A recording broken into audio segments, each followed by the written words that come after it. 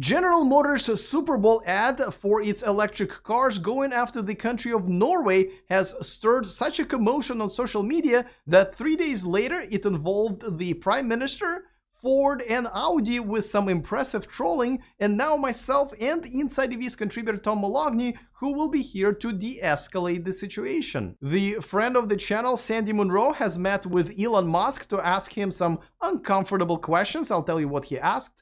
Volkswagen's next electric car images have been leaked. Rivian's first Amazon vans are out for delivery. Tesla Model 3 is #1 worldwide in a very important category. Some exciting news for the Tesla Semi, and Tesla's recall raises some interesting questions. All of this is coming up next. Welcome to E4 Electric, your #1 source of electric car scoop. If you are new to this channel, go ahead and click on that subscribe button and the bell notification icon so you don't miss anything moving forward. All right, so our top story is just delicious. So here's what happened. Now, originally, General Motors decided to create a Super Bowl ad featuring Will Farrell, but also a couple of other celebrities like Kenan Thompson and Aquafina. And first, they put out this little innocent teaser. Here it is. I'd like to order make that 5 million pizzas?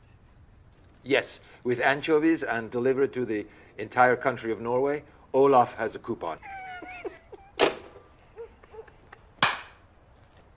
As you probably know, Norway is this oasis for electric cars, where last year they sold more electric cars, battery-powered electric cars, than gas cars, and together with plug-in hybrids, they sold almost 75% of them. Now, originally, I did not find that teaser interesting enough to include it in this video, but you know who did find it interesting enough? The Prime Minister of Norway. That's right, that's a Prime Minister of a real country picking up a Twitter war with one of the largest car makers in the world. But that's not it, because once Ford found out about this, they decided to point out that General Motors is not selling electric cars in Norway and is really not going to do that anytime soon, but Ford is. So they decided to show this video of all-electric Mustang Mach-E fleet delivering pizzas all over Norway, I am assuming with pineapples. But then General Motors decided to unveil the entire ad ahead of the game, and it was amazing. If you haven't seen it yet, I'm going to show it to you right now in its entirety, and even if you've seen it, you can watch it over and over again and never get bored. Did you know that Norway sells way more electric cars per capita than the US? Norway. Well, I won't stand for it. Come on. Never mind. With GM's new Ultium battery, we're gonna crush those losers. Crush them! Let's go, America. Kenan, Norway's out EVing us. Wait, what's this? Oh, it's my daughter's birthday. She's really into pirates lately. I don't care. Grab an EV, meet me in Norway. Okay, can I say goodbye to my family? Nope. All right. Aquafina, sorry to disturb you, but Norway's beating us at EVs. Nuh-uh. Uh-huh. Nuh-uh. Uh-huh. Meet me there in an hour. Can I ride with you? No! GM's Ultium battery is made for all types of vehicles, so soon everyone can drive an EV. Whoa! Why didn't we all just go together? Knowing Will, he's probably flying private.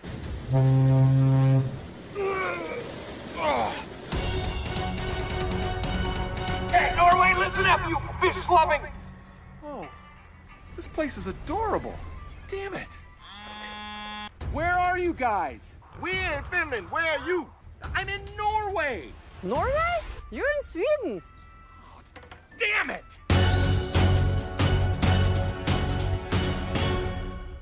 Now, there's a lot to unpack here, and we'll do just that with Tom Moloughney, who will be here in a second, but that wasn't the end of the whole story, because Audi decided to jump in with 3 pretty amazing videos featuring the Game of Thrones star, Christopher...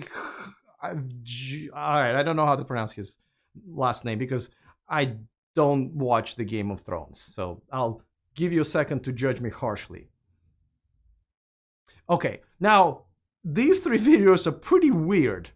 They did recover the globe that Will Farrell punched in the GM commercial, but then things got kind of weird between the salmon face slapping and the pizza wrapped anchovies, but at the end of each video, Audi makes sure that you knew that the e-tron is the best-selling electric car in Norway, which is true. But overall, even though this happened on Twitter where nothing good ever happens, this was good. This was a great way to promote electric cars. I'm sure there will be other EV commercials in the Super Bowl. Last year there were 4, so I will make a separate video about that. But as far as this commercial is concerned, I'm wondering if this will force the truck driving, Super Bowl watching Americans to see how far behind we've fallen. America in this category is not number one. So let's talk about it. Of course, the best person that I always like to discuss topics like this is the InsideEVs contributor Tom Moloughney. He'll be here in just 1 second, but before that, a quick reminder that this video and this channel is sponsored by Bosley. Bosley offers the only permanent solution to your hair loss, and there is more than one option. Many actually, I know because I'm one of the customers. Check them out and get the free information kit with everything you need to know about your options. Get a discount gift card by going to bosley.com/e or use the link in the description of this video. And by NeoCharge, avoid wrangling with your landlord about the electrical upgrades for your electric car charging. Just plug in your NeoCharge smart splitter at your current rental and take it with you when you move. To get it, use the link and a discount code in the description of this video. All right, Tom, so we've seen a few electric car ads in our time, but this one's very different. This one's essentially pretty much shaming Americans into saying, hey, listen, there's a tiny little country there in Europe and the little Bjorn there has a toy shinier than you. You go out there and take it from him. Is this a good strategy at this point? You know, it's lighthearted. It's fun. Will Farrell is, you know, kind of universally liked. So, yeah, I think it's a good strategy. It's kind of letting the people in the U.S. know, hey, you know, these EVs are out there. They may not be super popular here right now, but they are in other parts of the world. So maybe we should take a look at what they're doing and, you know, consider doing the same thing here. Now, you know, let's talk about the reason they picked Europe, specifically Norway, because Norway is a very unique country when it comes to electric cars. You know, their sales are through the roof, amazing, something that no one else is even close to. Explain why that is. You know, as a matter of fact, this is the country where electric cars usually do the worst, right? The cold and how did they get this done? So, you know, two main reasons, incentives and infrastructure. You know, back in the 90s, Norway decided that they wanted to transition off of fossil fuels and promote electric cars. So they started putting into place, you know, legislation that would facilitate that. Basically, Norway has incredible incentives for electric cars. The cars cost less. You don't need to pay the value added tax. You don't have to pay CO2 taxes. It costs you less for parking. You pay 50% less. You're allowed to drive in bus lanes. There's all kind of incentives that promote electric vehicles. And then on top of that, they have a fantastic DC fast charge infrastructure. There's over 3,000 DC fast chargers in Norway, and Norway's smaller than California. So think about that. You know, they almost have as many DC fast chargers as we have in our entire country. But Norway is smaller than California. So those two things combined, the fantastic incentives and the great public charging infrastructure, you know, they conspire to make EVs just a better buy in Norway. So essentially, it's literally cheaper to buy an electric car than to buy an equivalent gas car in there. Yeah, you know, I've seen some comparisons where the actual MSRP can be $10,000 more than the MSRP of a comparable gas car. But yet when you do the value-added tax, the CO2 tax, they have a whole bunch of taxes on vehicles there. When you add them all up, the cars cost the same amount of money. But then once you own them, they're much less to drive. But if there's an EV out there that can suit your driving needs, it makes sense to have it be electric if you live in Norway. Now, these incentives are not going to last forever, right? So these are not diamonds. So, you know, how long is it going to last? And what happens when those incentives are taken back? Yeah, so, over the course of the next few years, I think most of the incentives that they have now are scheduled to phase out. And, the thing is, and I've actually read some articles where people are wondering what's going to happen when that happens. Electric vehicles are getting better and better every year, and their costs are getting more competitive. The delta between the price of a gas car and a comparable electric vehicle keeps shrinking. And soon it's going to be the same. Now, there's different opinions on when that's going to happen, but most people believe it's going to happen sometime between now and, say, 2025.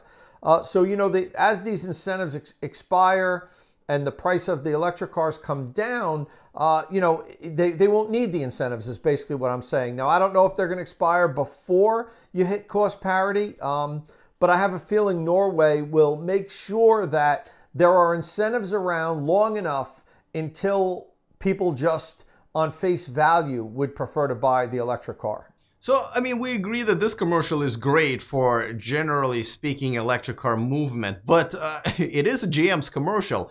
Is this really helping GM? Because, the two cars that are shown in the commercial are very expensive, not going to be ready for mass production for at least a year vehicles.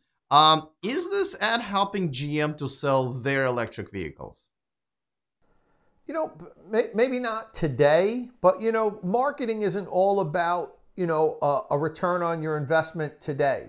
I'd imagine this is a beginning of what GM sees as a long-term play to make sure the public knows that they are pivoting to electric vehicles and that really good electric vehicles from GM are coming.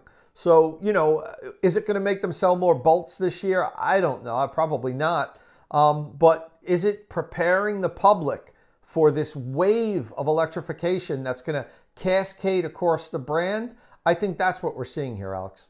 Did you know that Tom has his own YouTube channel? I know I couldn't either, but he does, and I strongly suggest you subscribe to that one as well. And speaking of some of our amazing channel contributors, Sandy Monroe has taken a road trip from Detroit to California, and when he was driving back, he stopped by Texas, where he met with Elon Musk. And props to Sandy, who's from the very beginning of the interview asked Elon some tough questions before they started singing well-deserved Kumbaya. He asked why the quality of his Model 3 that he just got is still not very good, while he saw a car made within a month of his and it was almost perfect.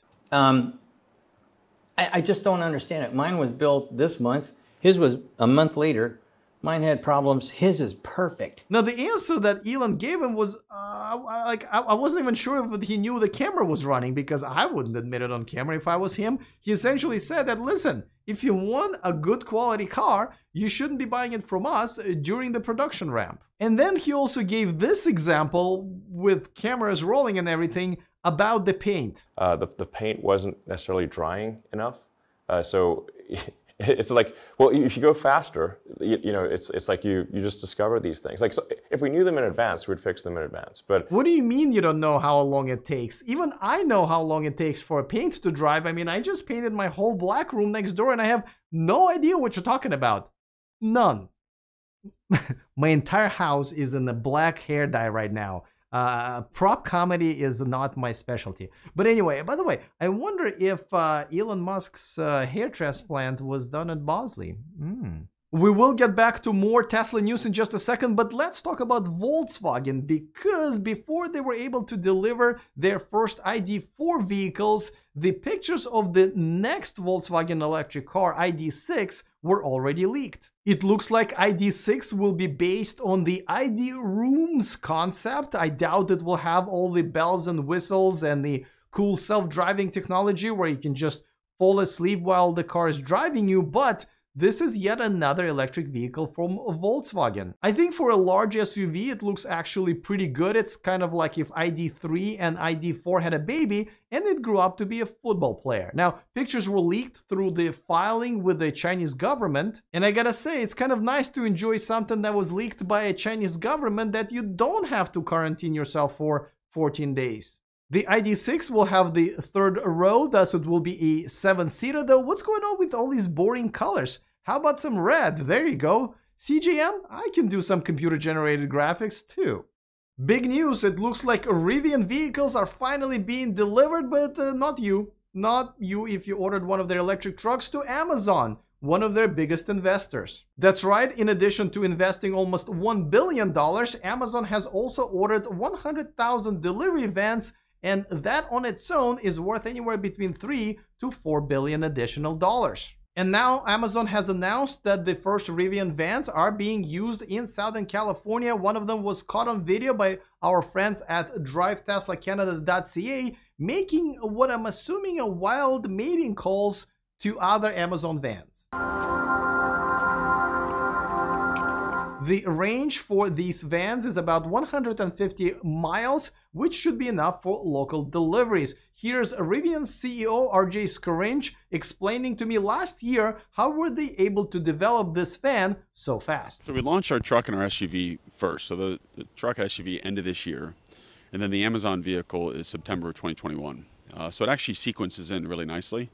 And because the skateboards are shared, so the battery, drivetrain, cooling systems are really common, almost identically the same between the two, allows us to go really fast on the Amazon program. Let's get back to some Tesla news, and big news it is. Tesla Model 3 is still the king of electric car sales worldwide, according to a report. There is no surprise there, but the electric car in the number 2 spot, I have to admit, I've never heard of. The Huangguang Mini EV, which sells in China for around $4,000, is made by a SAIC GM joint venture, and apparently it's very popular. Now, obviously things are going to change this year, but not by too much. I believe the Model 3 will fall into the number 2 spot only because I believe Model Y will take its place. But the rest of the list will definitely change. Of course, the ID3 will continue rising because they've sold 50,000 of them last year, even though they didn't really start deliveries until midway through the summer. Of course, the ID4 and Mustang Mach-E will catch up as well. And of course, don't forget about the Chinese startups like NIO and XPeng Motors. Their sales numbers have been amazing, so expect to see them on that list